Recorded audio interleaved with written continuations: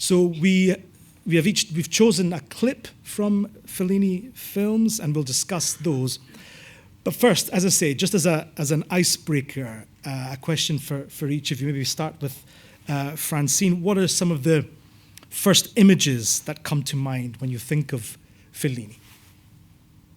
I think if you consider what we've just seen in that wonderful montage, it's that sense of dance, isn't it? It's that sense of, even if it's not a formal dance on screen, it's that sense of everything moving together. So I suppose for me, it would be the circle of people in 8½, which I always find profoundly, surprisingly moving. Or it might be the striptease in Dolce Vita, the wonderful, because it's still so startling looking at it now because of the slight incongruity of who's doing it and when. And again, I suppose that the Dolce Vita's Marcello on the beach at the end, that extraordinary sequence. I know we're going to talk about Vitelloni. I love Vitelloni. There are so many. I mean, again, dancing. I've gone away a bit from dancing there, but the sort of carnival scene there is wonderful and makes you think, von Sternberg and all this. It's as rich as all of that. So I think just the sheer variety. It's so difficult to think of, emblematic things with Fellini because there is so much. Sure. And of course, Fiammetta, you were involved with many of these moments in the latter part of Fellini's career. Do you have a favorite image, a moment from a Fellini film? Well, my favorite image, just like Francine, I think the circle at the end of 8½ with that music is something that really moves me every time I see it and every time I hear it, even though I wasn't working on that film. Yeah. And Richard? Well, I'm very much picking up on dance. I think I thought of the word movement. When I think of Fellini, I think of movement. And actually, I was once in a hotel and flicking around the channels, and then this film came on which I didn't recognise, and I thought, this must be Fellini. And it was just something about the way the camera was moving in relation to the people, and it was Juliet of the Spirits, which is not even a film I like that much, but I was completely captivated. So I think it is that sense of movement. Though I should say two of my favourite films are Satyricon and The Ship Sails On, which of course are remarkably still films, but then that's part of what makes them moving in the context of all the sense of movement in most of his films. Yeah. Well, I think for me, there are a few images. I remember the first Fellini film I saw on TV was Amarcord. We will talk about Amarcord, but there were just, it's just a silly thing, like the uncle in the tree screaming, just these silly things. As a kid, that was so striking. But for me, the ending of Nights of Cabiria is extraordinary. Again, no spoilers here, but it is 60 plus years old. But so let's begin then by talking a little bit about his beginnings and the neo-realist beginnings. So I think a lot is made about how Fellini very quickly, it seems, shrugged off neo-realism. I was wondering, Francine, because we're going to talk a little bit about I Vitelloni, which comes in this period in 1953. So Fellini's relationship to neo-realism, how do you see that? Yes, you see, I tend, because Fellini's work is so particular to him, I find it quite difficult to relate it to neo-realism. There's this sort of idea that neo-realism finished in 52 and then you get Vitelloni in 53 and it's over. Of course, he had to be informed in some way and through the techniques and the players, but I simply don't think of it particularly in that way. I don't think that it is so personal, and it has, even within it's not obviously, Vitelloni is not obviously fantastic in the way that many of the later films will be, but it is quite extraordinary in its juxtapositions of things. So I don't think you could really say realistic in that way. I mentioned there in the intro how Fellini felt that Roberto Rossellini had been a mentor for him. Fiammetta, did he talk about Rossellini at all? Did Fellini mention? Yes, he did, all the time. Yeah. And what was it then about Rossellini? Why was he so important? Well, first of all, I think he really admired him, not only as a director, but he really liked him as a person.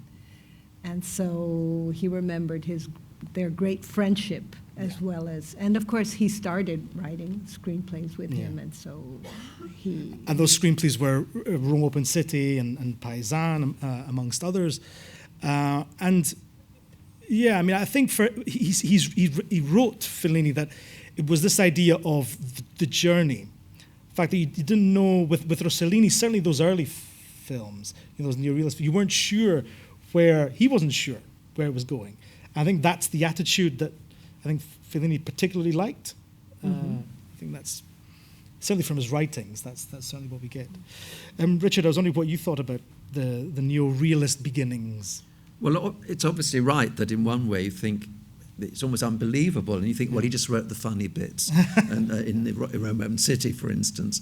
But I think there's a way in which he is the truest neo-realist, because one of the principles of neo-realism was you should have these episodic structures, and no one did episodic structures better or more than Fellini. And also the whole thing about casting ordinary people, because although, of course, he used stars and all the rest of it, certainly in La Dolce Vita particularly, most of the people in La Dolce Vita are playing themselves. Yes. I mean, all the aristocrats are aristocrats, all the journalists are journalists, apart from Marcello himself, of course. So there's a way in which, and whereas actually in real neo-realism, he would cast somebody who was not an actor, but they were not playing themselves, they were playing somebody, like the professor in Umberto D was not an old university professor, etc., etc. So I think he's almost paradoxically, but he's kind of pushes it so far to kind of reveal how unrealistic realism in fact always is. Yes, absolutely. Yeah, the artifice of it. Yeah, exactly. Well, shall we have a look at this first clip then? Let's take a look at this clip from I Vitelloni from 1953. This was chosen by Francine, so I was wondering if you could say something about the clip. Well, I have a little bit of experience with this script, because some years ago when I was doing a book tour about a book I'd written, and I wanted to talk a bit about the effect of film on audiences and the sort of the kind of complex interplay between social history and cinema. And this is a clip from I Vitelloni in which Fausto, who is sort of the protagonist in some ways. He's kind of introduced as the spiritual guide and leader of this group of young men growing up in Rimini. When I say growing up, they're kind of in a state of arrested development, so they're never really quite growing up. And Fausto's a great womanizer, but he finds himself engaged and then rather speedily married to the lovely Sandra because she's pregnant. Tries to make a run for it, but he doesn't quite succeed. So Fausto is there, caught in a kind of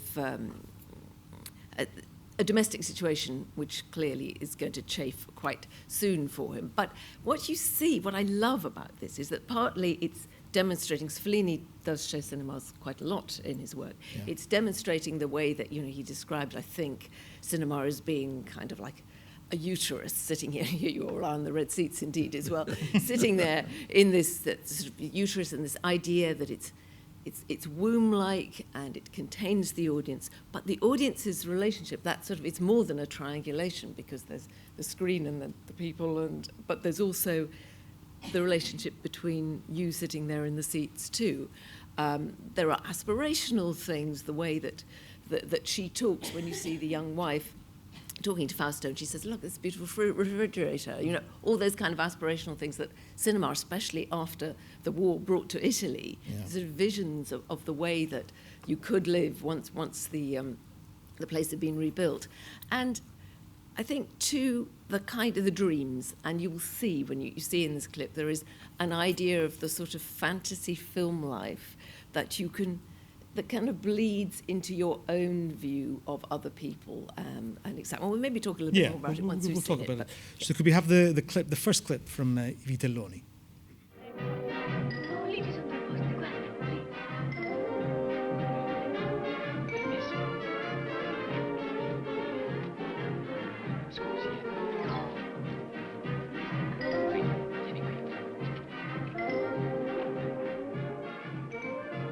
Stai bene qui? Sì. Ci vedi bene? Sì, sì. che bel frigorifero. Ce lo faremo anche noi. Che carino. Cerchi le sigarette? Grazie. I cerini ce l'ho io. Lo sai che papà ti vuol bene? La mamma stamattina mi ha chiamato. Sandra, vieni un po' qui. Io sono andata lì e mi ha detto che papà vuol fare la sopraelevazione. Però noi dobbiamo fare finta di non sapere niente. Certo. Un po' di fuoco, per favore. Grazie. Prego.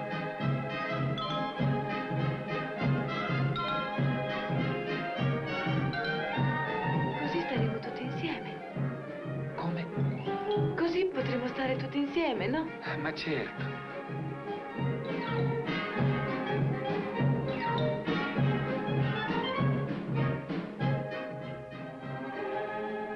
Non crederlo, mio caro. Ah, sì? Dovrei fidarmi delle tue parole, allora. Ho sempre sospettato di provocato. Bill mi aveva detto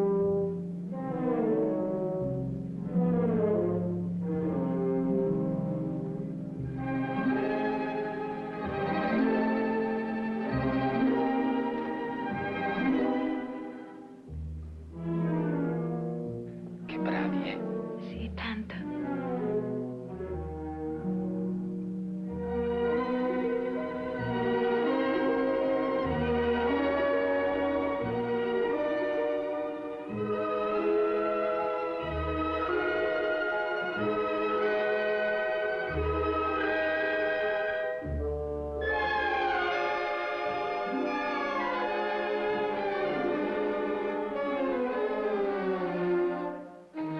Pardon. Grazie.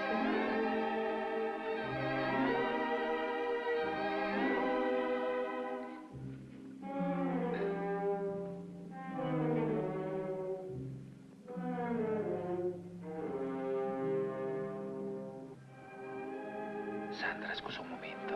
Cosa? Vengo subito, tienimi il posto, eh. Stai poco bene? No, sto benissimo, vengo subito.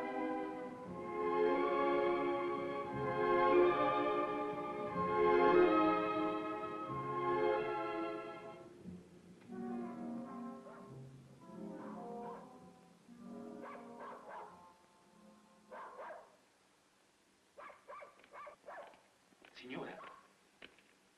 Signora. Scusi.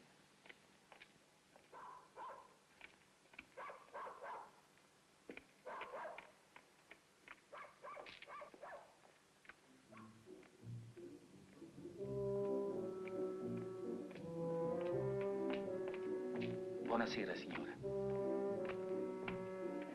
Quando posso rivederla? Perché adesso... Ma cosa vuole? Mi dia il suo numero di telefono.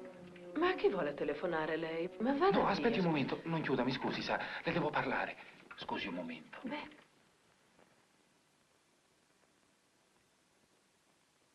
ma cosa fai, matto? Io la conosco. Quest'estate al mare aveva un costume bianco. Si ricorda al Cursal? Bene, anch'io conosco lei. Stava al cinema, mi pare, con una signorina, no? Io? No. Quando ci rivediamo? Se ne vada. Cosa crede? Io sono una signora. C'è la mia cameriera di sopra.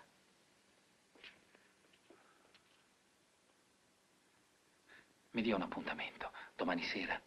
No, mai più. Dopodomani? Sì? No, E quando? quando ci incontreremo. Lasciamo fare al destino. Addio. No, aspetti un momento. Signora, non se ne vada. Vada via. Le devo dire una cosa importante. Venga qui, signora. Senta. Le devo parlare, signora. Vada via.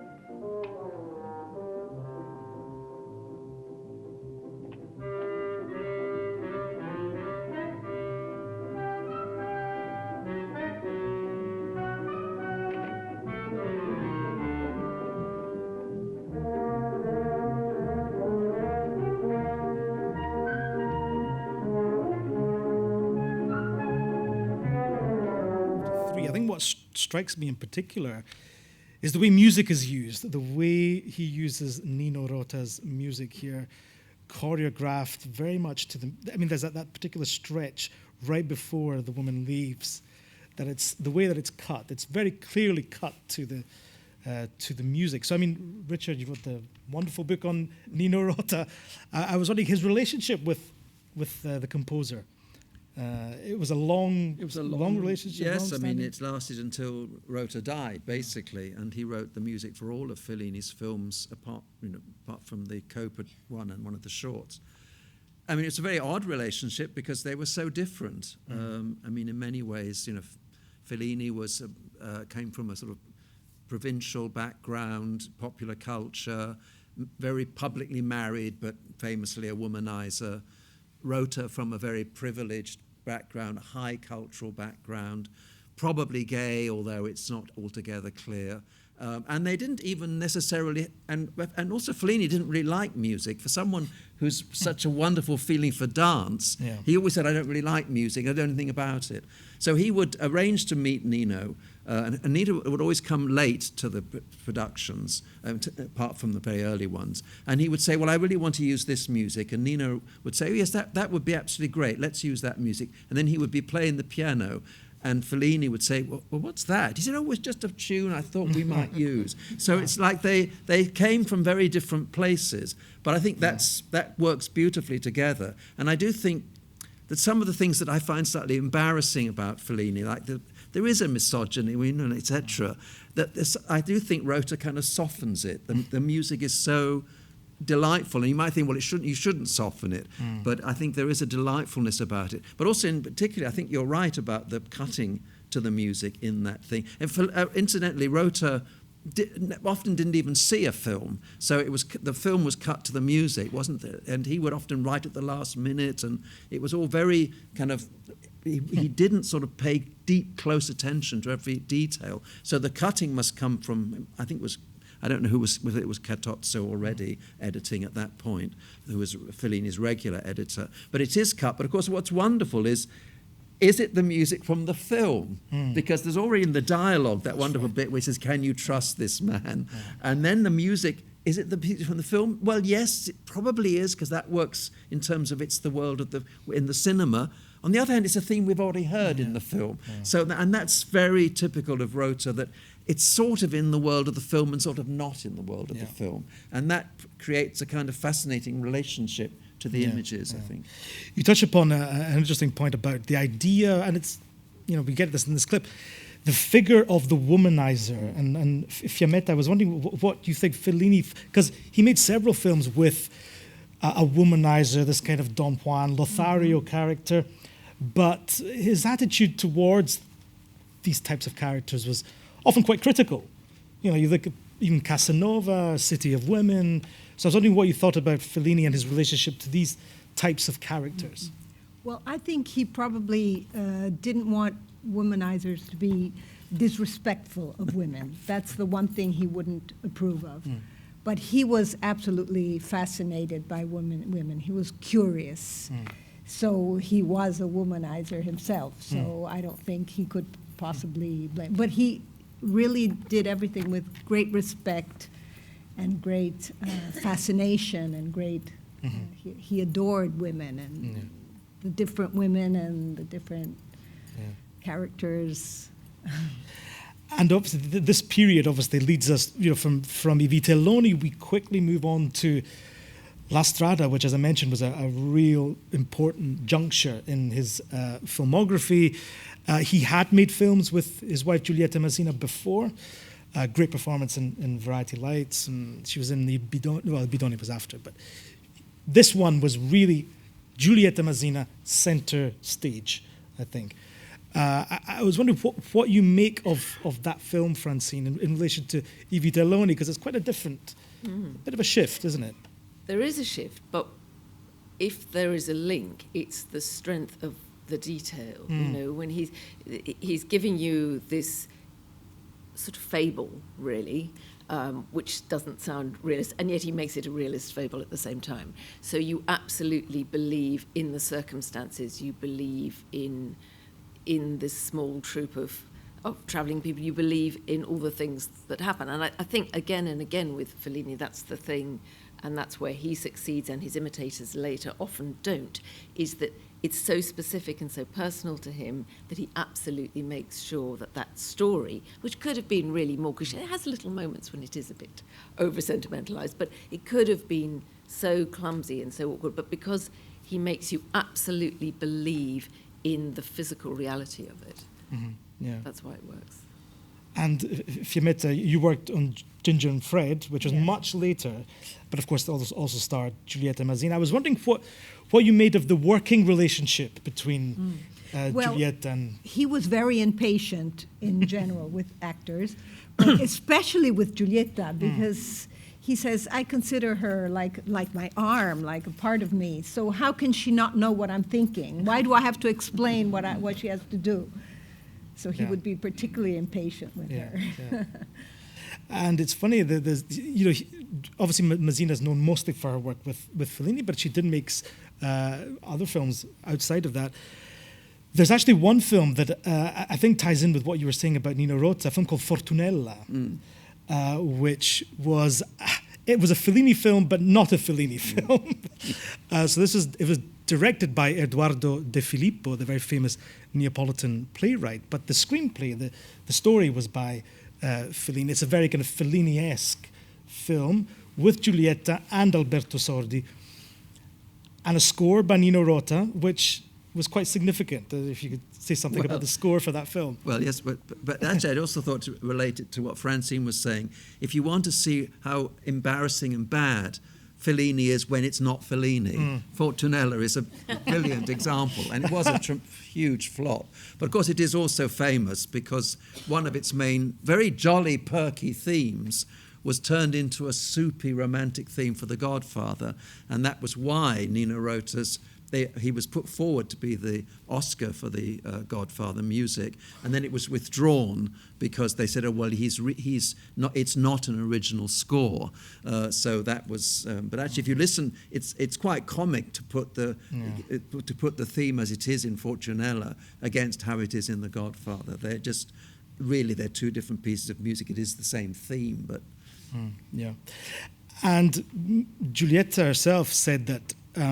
Obviously, the character Gelsomina was such a strong, powerful character, iconic character, but it was the character of Cabiria in Nights of Cabiria that she felt closest to, felt the kinship with. That she felt that Cabiria had more steel, I suppose.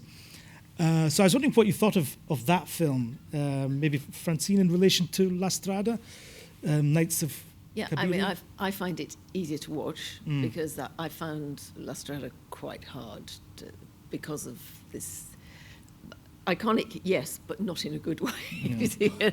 In this kind of terrible, the plight of this awful victim, really. And I suppose Cabiria, there's much more agency, isn't there, in that character, and you're generally, it's more engaged in the world, I think. Certainly, I find it easier to watch of the two.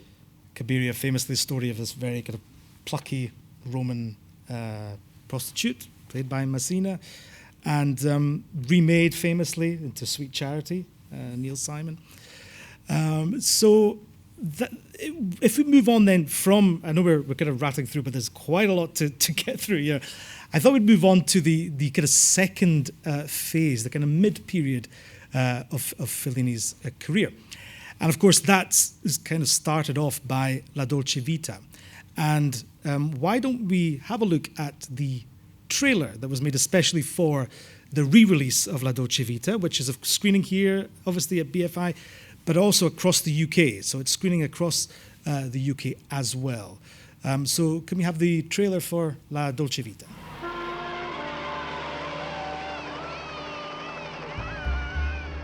A me invece Roma piace moltissimo. Una specie di giungla, tiepida, tranquilla. Dove ci si può nascondere bene. What's the thing you like most in life? Love, love, and love.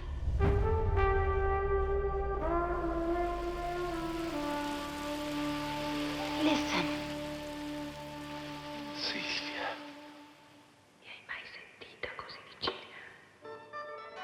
È meglio la vita più miserabile, in esistenza protetta da una società organizzata in cui tutto sia previsto, tutto perfetto.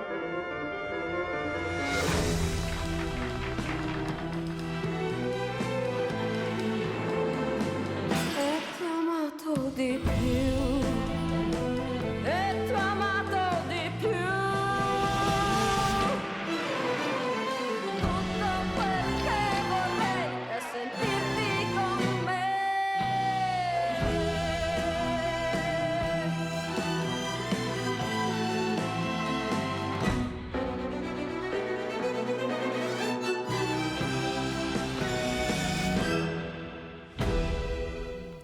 A great job with that. The trailer for the re-release of La Dolce Vita at a cinema near you.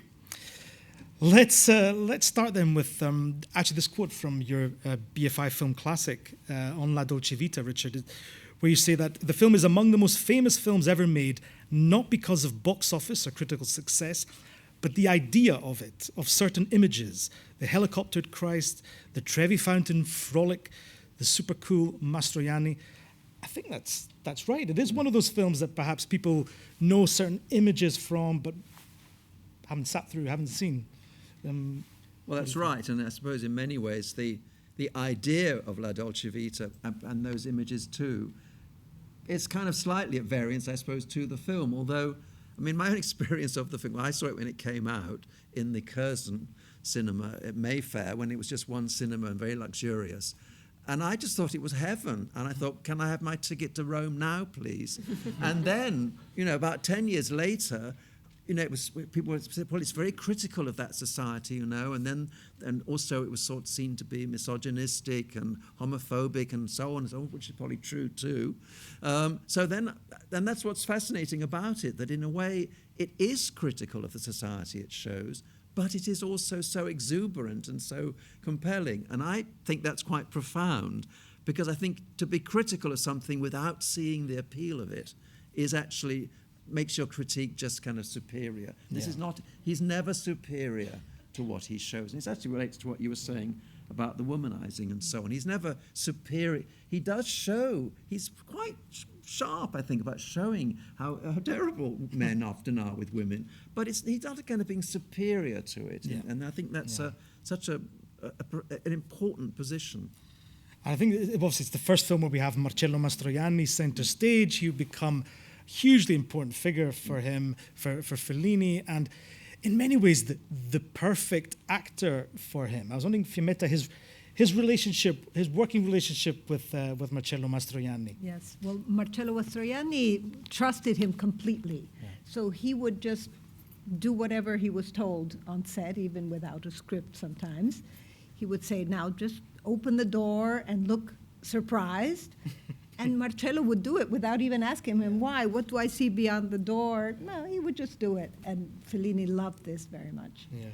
And they were very close friends. And Fellini used to say, we can not see each other for even 2 years. And then when we meet again, it's as if we had just left each other the day before. Yeah. Because they didn't make as many films together as you might think, you might assume. But you're right, absolutely, yeah. And he didn't ask too many questions, I think, Marcello. He didn't ask too many. He would leave the directing to Federico. And Francine, La Dolce Vita is also one of the great films about Rome, isn't it? Oh, absolutely. And of course, then you get Sorrentino, who I see is quoted in that trailer there, will come along and do, without Fellini, none of that later. It's a terrific film about Rome. Although, as you suggest, if you get to Rome, you can never quite find you can never quite find that depiction of it, because it is entirely, as you could never quite find Rimini, which from I Vitelloni, which wasn't shot in Rimini anyway. So it is entirely, it's Fellini's city. Yeah. And after the Dolce Vita comes a film like 8.5, and Fellini always said that when he had a success, the producers were always saying, okay, well, we need something like that. We need something like a sequel to La Strada. Why can't we have a sequel to La Strada? So he always fought against that. And his relationship with producers was an interesting one, because he said, I need them. I need producers on my back He says that, otherwise I would just be left to my own devices. I need someone breathing down my neck. Yeah? So he appreciated the producer, even though he had run-ins with them. But 8.5. I mean, it is again a really important film about film making. And I wonder, Fiammetta, is it an accurate representation of life on a Fellini set? Well, first of all, I agree with what you said about the producers, because he needed an enemy. He needed someone to fight against. And so the producer was the ideal character. Yeah. He needed the conflict. It was very stimulating for him. So, but of course, I think his sets changed a lot during his life, I think. Yeah. So I can really only speak for the last 13 years. Sure. Where, as I said, he was very impatient, but he also usually knew exactly what he wanted. And he was not confused the way Guido is in the film. And Richard, what do you think of the film as a film about filmmaking? I mean, it's had a huge influence on successive generations. I mean, Woody Allen and so on. What did you think of 8.5 in relation to Dolce Vita? Oh, I'm not sure about in relation to Dolce Vita, but I think people often talk about, it's Fellini's it's full of, you mentioned in your introduction, full of dreams. But what's of course brilliant is that he always in that film, it's very clear the dreams are in fact films. So there's the wonderful Saragina, which we saw a bit, the wonderful dance on the beach. At the end of that, it cuts back to Guido and the critic who's advising him, and the critic says, that's very boring. No one would want to see a bit of film like that. So I think that's what I think. What I meant also earlier about his realism. He always recognises that in the end it's a film. The other thing that I think is really interesting is that it has a happy end, which clearly isn't a happy end. And I think Fellini always wants a happy end. He wants a circus. He wants a walk down, a walk round. And so at the end of what's almost kind of moving about the end of one of the many reasons it's so moving, the end of 8.5, is that he has a happy ending, but in a complete recognition of the artifice of it. But it's saying, of course, I know this is completely impossible, but isn't it nicer to have it than to end unhappily? And I think that's a real impulse in his films. Which is, of course, not true of the end of La Dolce Vita, which ends with the bleakness. I mentioned in the introduction as well that he was quite late in coming to colour. If you look at some of his contemporaries, for instance, someone like Luchino Visconti came a lot earlier to it. I mean, he felt that the project had to be right for him.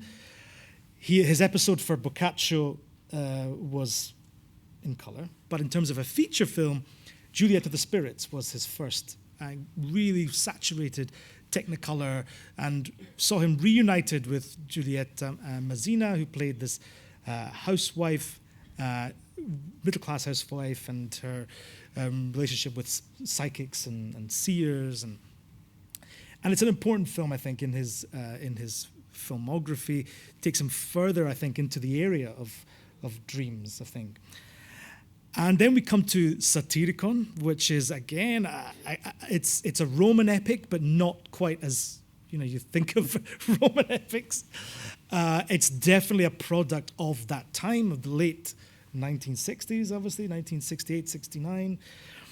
Then, we come to Roma, which is his kind of paean, his essay film on Rome, on his adopted city, and various kind of episodes from his life arriving in Rome. But we have to come to Amarcord, 1973, because we have a clip from this. This is from a film that, again, drawing very much on his growing up in fascist era, 1930s in Italy. Again, a very episodic structure. And Richard has chosen a clip from Amarcord. So would you like to say a couple of... Yes, this is, it's a film that does have a story, but you don't really need to know anything. This is just an evening in the small town where the film is set. But it seems to me it just sums up this, again, this fantastic use of movement. And right from the first shot, and the whole sequence, the camera is nearly always moving. I think I have to stand up to make sure I get the right. It's nearly always moving in that direction. But the very first shot, typically, the camera's moving in that direction. So are people at a slightly different pace. But there's also a bicycle going in the opposite direction, and they're all in these parallel lines. And it's just an intoxicating use of movement, but also, of course, the music is extraordinary because it's a kind of a continuous score which keeps moving between themes we've heard before in the film that were written for the film and themes that are part of the kind of music that was around in the 1930s. Not any very precise date, but different tunes, some American, some Italian, which are just sort of all weaved in together on a par. So it creates this sort of dreamlike atmosphere. What I think is interesting about it's dream-like, but I don't think it's anyone's dream. And I think that's true of a lot of his work. And in fact, the film is called Amarcord, which means I remember. But then who is this that's remembering? And there is a character that people tend to think is the main character, who's called Tita. But he doesn't appear until about 20 minutes into the film. He's only there sometimes. But he's in this. He's the little boy who is the young boy that runs around. But also, we also get this figure of the historian who addresses the camera, which points us in a completely different direction. So, and actually what I think above all about Amarcord is it is the most complex film. It defeats you to try and actually pin it down, and yet it just flows by. It's easy. It doesn't make a fuss about it, and I think that complexity without fuss is almost kind of what I love about Fellini. Yeah. Well, let's have a taste. This is Amarcord.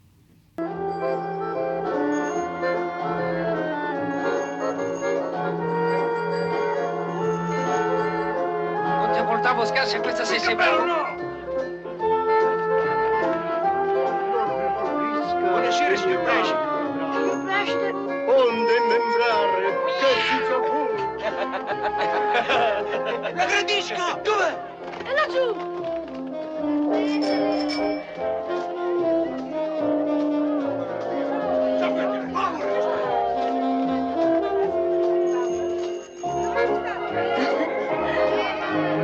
Ma se lei parla con l'arcivescovo e gli concede l'autorizzazione di vendere i santini e i calendari religiosi nelle scuole, sono sicuro che non c'è bisogno di dare dei soldi nelle mani. Facendo,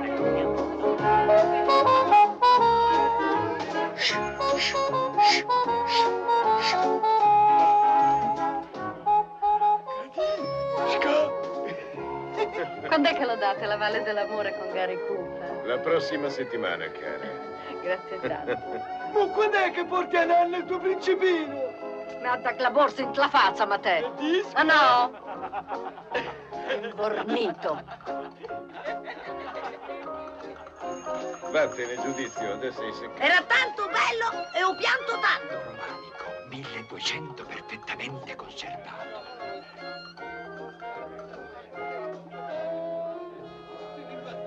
Bifora. Scusate, continuo dopo. Lallo, leggi il telegramma che ha ricevuto penna bianca da Stoccolma. Vieni su subito che non ne posso più, Inge. Ma chi è quella dentona di quest'estate? Guardala là. Cosa fai? Ci vai? Stiamo a far freddo adesso lassù.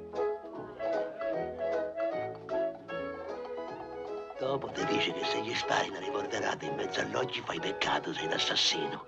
Dentro la carrozzeria li porterò io.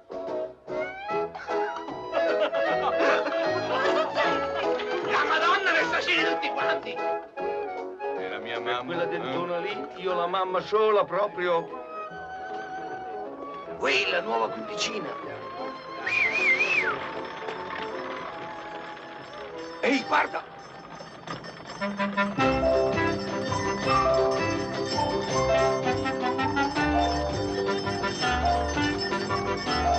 Guarda quella grossa col cappuccio. Non vuoi sgabbare?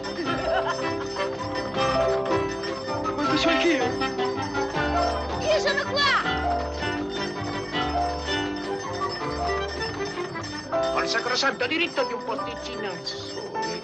Ah, era un gran bell'uomo, somigliava alla Teberi. Mi ricordo. Ma pur dei ragazzi, con quel pizzetto pareva un duca di Parigi.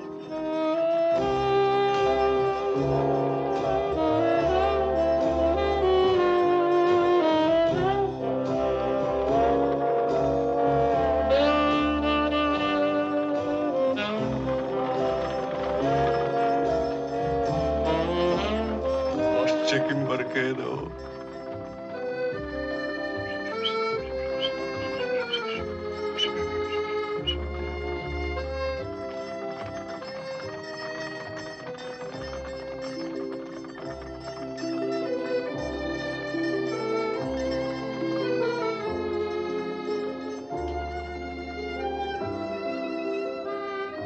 Francine, I was wondering what you thought about this film in terms of its depiction of Italian small town life, especially in relation to I Vitelloni.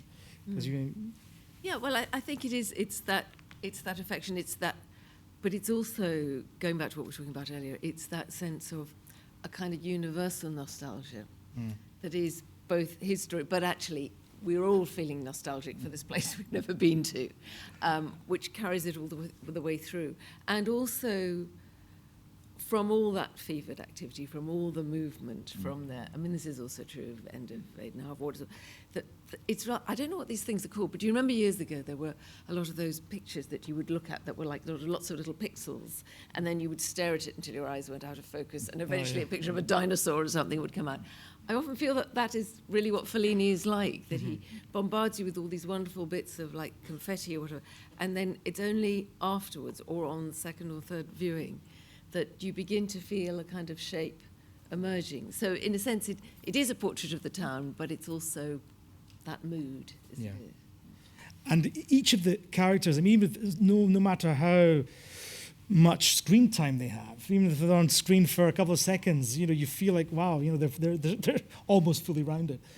Fiammetta, I was wondering if you could say something a little bit about the Fellini and his dubbing and the way he approached dubbing, because obviously this film is a great example of that, as are all his films. But I think this one in particular, because he dubbed everything. So everything, there's no live sound. He dubbed everything because most of the people were not actors. So he actually asked them to count most of the time. 1, 2, 3. Or he would say, come on, tell me what you had for dinner last night. But I was laughing because I don't know if you remember when the prostitutes go by, at a certain point there's a waiter in a white jacket who comes out and looks in. And he's not an actor. His name was Chiodo, which means nail, as in hammer. And he was a thief. Oh, right. And I see him in Amarcord, but he was with us also in the last 13 years. And sometimes he would rob, and so he would be taken to jail. So Federico would say, can we have Chiodo? And say, no, he's in jail just right now. Just for a couple of weeks. Oh, okay. Oh, too bad. When's he being released? So when I saw him there now, I didn't remember. So, of course, he couldn't ask Chiodo to use his voice, so he wouldn't bother about that. He would just make everyone move their lips, and then he would go on to dubbing. And he also liked to use different dialects, Italian dialects, different accents. So he couldn't bother choosing people from those regions. He would just pick the right face, and then he would put the right voice afterwards. And also something, Richard, we have here is this, I suppose, this movement towards studio filming, this almost entirely studio filming. Yes. So, I mean, here and successive films, what did you make of the way he constructs his filmic worlds in the studio? I mean, I think it did really begin with La Dolce Vita, because, famously, he wanted to shoot Dolce Vita in Via Veneto, and it was so complicated. They say, just because the police kept moving them on, I think it's because they weren't paying the police enough, secretly. But then they built the Via Veneto in the studio, and ever after that he said, I can't bear to go to Via Veneto because it doesn't look real, because really the one I built was what the real. So I think there was a way in which, but I think that's all part of this kind of recognition that in the end everything we see, it's a film, it's not a memory, it's not anything else, it is a film.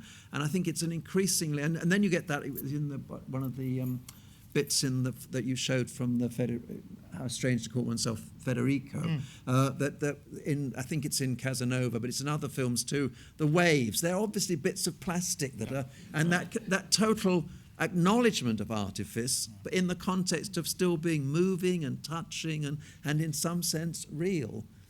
And if I can say one thing about Amarcord, Fellini was a modest man. He was very modest. He was surprised when everyone called him maestro. So the one thing about Amarcord, because it was a huge success all over the world, and he used to say that he was really surprised that in Japan, the Japanese actually saw a film about his childhood in Rimini and loved it and enjoyed it and raved about it. He was surprised at this success. Yeah. And, we're talking about plastic seas. It comes up in Casanova. It also comes up in E la nave va, which, of course, was I believe, the first film with which you worked, with Fellini on. First of all, how did you meet Fellini? How did you end up working with him? Well, it was a bit by chance. I mean, people often ask me if I was in a film school or if I... But no, I was working in a theater, and an actor who had just dubbed Donald Sutherland into Italian for Casanova was working in the theater, so Fellini came there often, and we met. And then 2 or 3 years later, his personal assistant went on to become a screenwriter. She wanted to do other things, and so he didn't have anyone. And he asked me, I'm opening an office. But one thing is, first he took me to dinner with Giulietta. Oh, wow. So I'm sure he wanted to know what she thought about it. And she obviously said, oh, I like her. Yeah. And that's how it started. Because it was right across from pre-production, through the production, post-production. They were very long. Right. 3 months right of pre-production, 3 months shooting, and then post-production. Yeah.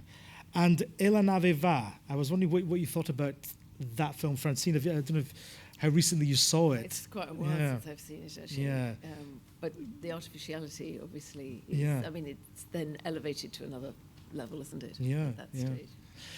It's also the era, I mean, it was made a couple of years before, but City of Women, which I think, which you said you're not a fan of this film. Absolutely. Without... Well, it's irredeemable, I think. Well, it sees him reunited with Mastroianni, and how would we describe it? It's a kind of very free form, kind of fantasia about sexual politics. I mean, yes, and how appallingly men are put upon. Yes. Oh, yes. And it's sort of lesbophobic. I mean, he's fascinated by gay men, but boy, does he not like lesbians. Yeah. I mean, there's some incredible set pieces in that film, like so many of late Fellini. The Cazzone, Dr. Cazzone, his gallery of I mean, it's just extraordinary. I mean, eye-popping is some of. I mean, I would recommend seeing it on the big screen if you can. This was a Simenon kind of. It was, based on Georges Simenon, the Belgian author, very prolific in many, many ways, Belgian author. And in fact, they were kind of pen pals, Fellini and Simenon, and they were real admirers of each other's work. And the letters are actually published in a French book. Of course, Nino Rota died, so the music is not Nino Rota. No. It's the first film, and I don't know whether was it in a personal crisis for Fellini, not because he said that however awful the production was going, when Nino came, everything seemed all right again. that he had a sort of magic quality, and there wasn't that for this film. And I don't who knows if it could have been different. But I like to think, because of course I love Nino, that his presence might have kind of softened it and sweetened it in some way. Well, let's have a clip from another 80s Fellini film. This is Ginger and Fred from 1986. It has Marcello Mastroianni and Giulietta Mazzina. Can I say one thing? Yes. The actor who plays Fausto in I Vitelloni. Yes. That's what. You'll see him. Yeah. Yeah, yes. Absolutely. Yes. I was going to say, pay attention to the actor that plays the TV presenter here. So this is the story of a group of variety actors who are reunited for a TV spectacular decades after their heyday. And this is the moment from the film where they're about to go on. They're about to go on and face their public. So could we have the clip from Ginger and Fred, please?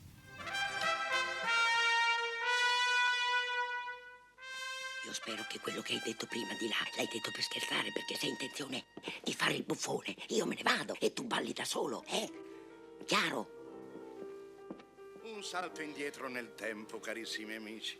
Molti di voi ricorderanno il 1940, gli anni della guerra, dell'oscuramento, della paura, ma come sempre, anche quegli anni così tremendi, la loro disperazione, la loro angoscia, ci ritornano attraverso la mediazione di un motivo musicale. E quel motivo musicale ci riporta alla memoria Fred Astaire e Ginger Rogers.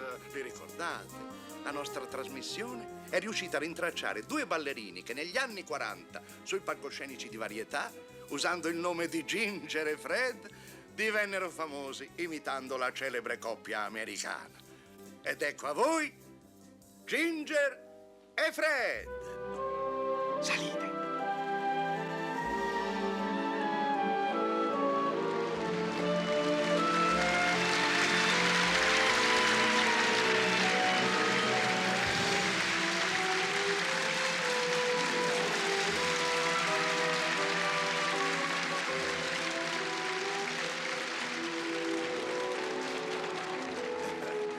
Sapete quanti anni hanno questa signora e questo signore? No, stavo per dirvelo, ma ho fatto un patto con Ginger di rivelarvi la loro età soltanto dopo che li avrete visti danzare.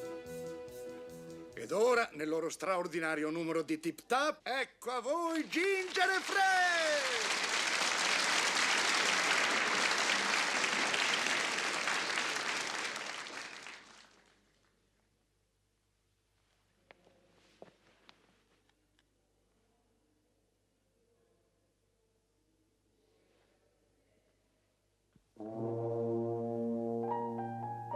Addio.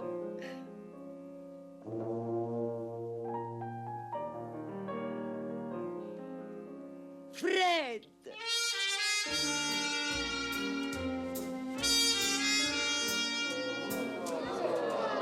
Signori, calma, non muovete. Adesso sulla pista prego di non muoversi. Signori, restate ai vostri posti. Stiamo riattivando la centralina di emergenza. Non alzatevi, non abbandonate i vostri posti. Potreste cadere, calpestare cavi elettrici. È pericoloso, vi prego. Ci scusiamo con voi, gentili spettatori. Vi preghiamo di attendere pazientemente seduti ai vostri posti. Non alzatevi, non muovetevi. Ma venite a prendermi! Non ci vedo niente!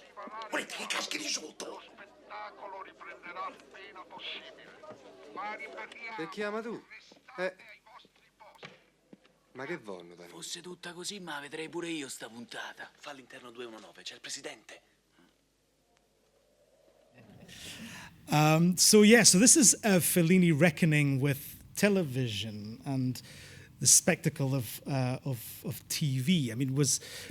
It's also got a strain of melancholy. I think this film, and I was wondering if you could say something about the idea of melancholy in his films. I mean, Francine, do you really get that in this film, but also throughout his work? You get it right. You get it in Vitelloni. I mean, you get it, the people who might get out of the town and the people who never will get out of the town. Yeah. You get it in the missed opportunities all the way through. The dance, always, the whole idea of the dance is there's always somebody who's slightly left out or passed over or completely. And this... I mean, in some ways, it's right up there. You can see, you can see the melancholy just from all the anxiety, and the whole idea of them having their fame having come from imitating other people. Yeah. That's again all of those things. But she's so wonderful, I think, in those scenes. It's but no, clearly, no Fellini without melancholy. Yeah. And Fiammetta, his approach to television, what was his attitude, Fellini's attitude towards TV, do you think? Did he see it as an enemy or no? Yes, a great enemy, but especially because of the commercials that were inserted in his movies. He couldn't stand the idea that his movies were cut up by commercials. Yet he made a great commercial. He made some yes, he did, but he says, I have nothing against commercials, but they mustn't interrupt films, not only my films, but films in general. Yeah. So he was never too much involved in politics, but there was a movement of directors at the time that was saying, you can't interrupt an emotion, was their slogan. And he was absolutely very active with that. But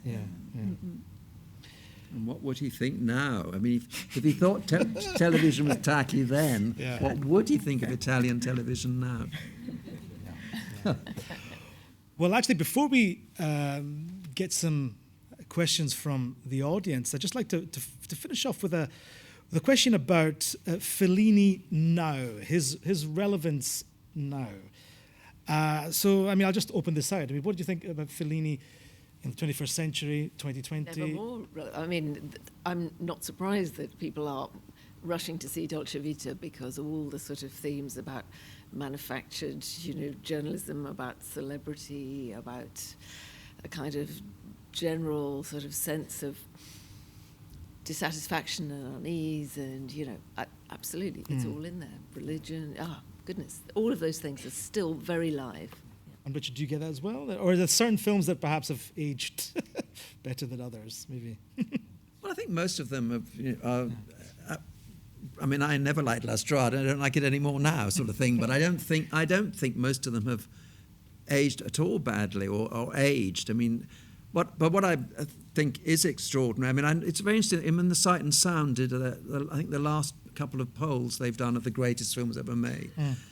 The critics, Fellini is quite low down. In the filmmakers, he's right up there. Yes. And I think it's because he is cinema. He has such a feeling for film. And that is intoxicating, although, of course, film is perhaps now, it's quite almost like a minority art now. But within that, I mean, no one quite gives you that feeling of what film can be. And that's a great point you make, actually, about critics, this critical reputation, especially in the English-speaking world. I mean, this idea that, it's just, Fellini is too much. There's too much of this, too much of that. And in terms of relationship with people like Bergman or Antonioni, Pasolini, some of the other titans, if you like, of world cinema, whose reputations have remained quite steady. With Fellini, it's definitely fluctuated. Yeah. And a slight sense that he's not really serious. Yeah, exactly. He's just not quite serious. Exactly. Enough. Yeah. But it is interesting. You look at sort of Charlie Kaufman, Sorrentino, obviously, but something like Synecdoche in New York, which is Fellini, isn't it? Really, but it's done in a contemporary U.S. idiom, and then everybody says, "This is the most extraordinary thing." So, well, actually, but I mean, that's not to say that it's not great. Sure. But he anticipates all that. Yeah. But never does it in a kind of serious way. Well, what I can say is, what he used to say, he had an incredible sense of humor. So what he found really funny was all the fascist, the discipline and the parades, and then that, and also all the Catholic church. So these two things had a great impact on him. I think he found them absolutely funny and ridiculous, and in all his movies, he never misses a chance to make fun of them. And he had such a necessity to run away from this discipline, from all these things that was imposed on him. And very much shaped, like many of his generation, by the cinema. No, I mean, Chaplin and many others. I think he said the first film he remembers seeing, whether or not this is true or not, was Maciste all'Inferno, the silent film. And he recreates that in one of his films. I think it's Director's Notebook, I think he recreates. That was his escape. That was the moment of freedom, of happiness. Yeah. I think he was also a provincial. And although so was like Antonioni is from Ferrara, this is from he's a kind of highbrow background. I think there's a sense of Fellini becomes this supposedly highbrow director whose reference points is the provincial world, circus, caricaturing, and I think that makes him kind of oddly placed in relation to a Bergman or a Antonioni or the others, and very part of the distinctiveness. Yeah. And another thing he always used to say is, he says, I used to go to festivals and awards, and I was always the youngest. I was always the enfant prodige. And then one day I went, and suddenly everyone was calling me maestro, and I was the oldest, the eldest, and I don't know what happened in between. Happens to all of us. But I think with the films from the 50s, that you do have a real sense, although, I mean, he never makes it explicit and never really pushes it him, of a country struggling to recover still. And I mean, even in that tiny little bit, the clip that we saw from Vitelloni, when the femme fatale sitting next to him, when he follows her out of the cinema and Nino Rota's music falls away, which it does quite quickly, you see how shabby the street is, you see how, and you just hear that melancholy little dog barking in the background. You know, it's a real sense of, it is cold outside that fantasy palace. Yeah. And I think that's always there, that sense of people, you know, they're working, people are stuck in jobs because they need to do this, and it's not easy. Yeah. Yeah. I don't know if the questioner was particularly thinking of the issue of fascism, because I certainly remember when I taught Amarcord, the first time I ever taught Amarcord, the students were very hostile, and they said, "Oh, this is disgraceful because he's just making it all seem so nice under fascism." And I thought, what I think is what's extraordinary, in fact, it isn't. There's lots of actually quite nasty things in that film. But people lived with fascism. I mean, my partner always laughs and says, of course, at the end of the war, it turned out nobody had been a fascist in Italy. And I think maybe there was that. People lived with it and got along with it, and it's that it conveys, which is a good lesson. Yeah. Yes. So Donald Sutherland. Well, what I know is that the producers wanted a big Hollywood star. Donald Sutherland was not a big Hollywood star at the time. They wanted like Paul Newman, but Fellini, there was no way any producer could have chosen his protagonist for him. So he chose him, and I think he actually had to put up quite a fight to have Donald Sutherland for the role. There's a great line that I think Fellini said, that he wanted him to look like a sperm-filled waxwork. which, you know, watch the film and see what you think. And I think it was a very rough relationship because Donald Sutherland was not like Mastroianni. He didn't trust him completely, so he didn't quite understand what was going on. And at the time, but now he says that he sees the film and he understands everything and he absolutely adores it. But it was very rough at the time. Yeah, different tradition. We're coming from a different tradition of acting. Yeah. Okay. And it's said that Fellini didn't know much about Casanova before he made the film. And then when he started reading, this is a horrible man. And whether Sutherland, as an actor, didn't want to just play somebody who the director was thinking was this horrible person. So, which is a creative tension, but it must have been a very unpleasant working situation. Well, I think, Richard, you researched this. You can see online a 10-minute talk by me about the use of wind in Fellini. But you're absolutely right. Although actually, I always thought it was the wind. It isn't the wind at the end of La Dolce Vita. It's the sound of the surf. I always thought it was the wind, but yes, the wind is very important and very ambiguous because it's often desolate and melancholy, but it is also often, you know, linked up to an idea of the Holy Spirit, and that's the thing that's interesting about his relationship to religion. He did reject it, as in all the ways you said, but he was quite sort of spiritual, and he believed in all this black magic stuff and so on. So there was a way in which the wind is. I think it's a wonderful moment in Cabiria, in the restored version, where the wind is there, but it's like she can't hear it. The wind might save her because the wind is sort of suggests the Holy Spirit, but she can't hear it, and that's what makes it sad. So I think it is a really, really important element in his work. Yeah. So many guess because Scorsese has actually said that the opening of Goodfellas is definitely influenced by Vitelloni, and the opening of that again with voiceover, that rather mysterious voiceover in Vitelloni that comes and goes, who is that person? Yeah, exactly. Where's it coming from? Yeah. So obviously well, Woody Allen. I mean, you may not think of that as contemporary cinema at all. But there was that Woody Allen. Starless Memories, obviously.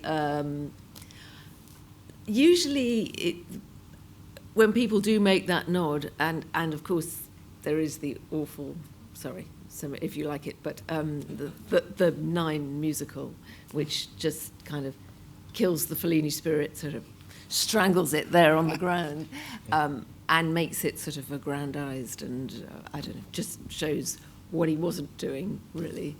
But I think anybody who is dealing with the idea of that sort of anything meta, really, pretty much now, has got, invites some kind of comparison with Fellini then. And so it's freed up, hasn't it, for so many filmmakers who came afterwards. I always think that the Bob Dylan film, the Todd Haynes film about Bob Dylan, I'm Not There. Yeah, definitely. It's very Fellini. I mean, there's the one segment with Kate Blanchett, obviously, is very clearly Fellinian, but I think the whole structure of the film, it's a kind of biopic that I think Fellini would have made. It's in that style. And of course, Haynes is a very cinephilic filmmaker, as we know. But I would throw that in as well, I think. Yeah.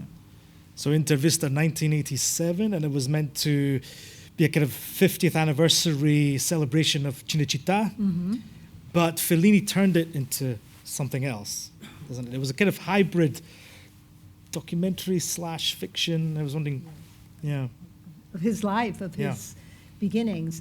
No, but talking about the script, in his recent years, in his last years, he never wrote scripts anymore. This is one thing that really changed about his way of working.